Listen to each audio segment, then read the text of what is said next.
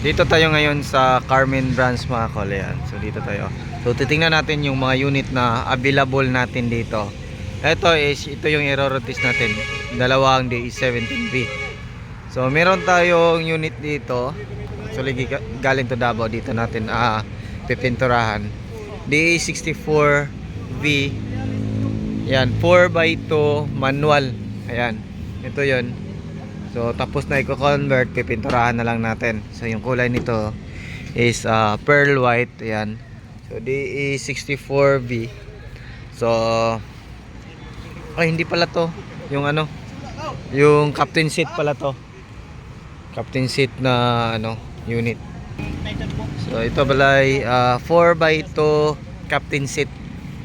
So ayan, so abangan nyo. Ayan. So yung kulay nito is ano na lang, pearl white. Gaw, pearl white na lang ni Gaw. Oh. Sige, ito. Ayan yung available. Ito is sold out. Ayan, sold out na yan, high roof. Then dito, meron din tayong unit dito. Ayan, so available din to. D17V. Ayan, so power mirror. Ayan, so maganda pa yung kanyang chassis. Ayan, ilalim. Ayan, maganda pa. Walang kalaawang. So makita natin yung gulong maganda pa. Tingnan natin. Tapos na to i-convert. Yan. So Tiptronic to mga kol. Yan.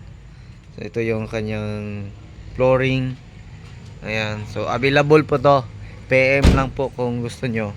D17B. Yan, for painting na to. Yan. Ito yung flooring.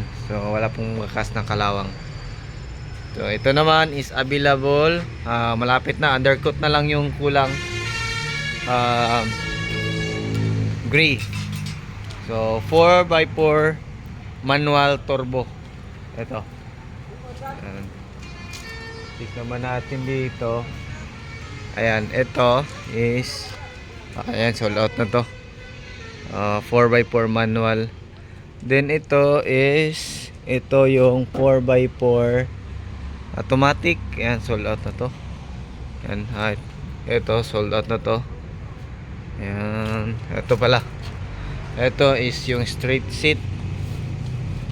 Ayan. So straight seat na 4x2 manual, latest model din, 2013 yata to.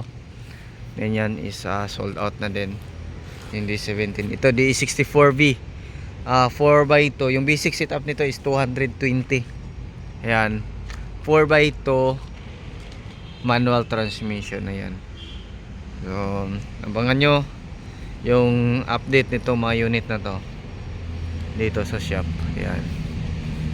So yung malapit na siguro mga 1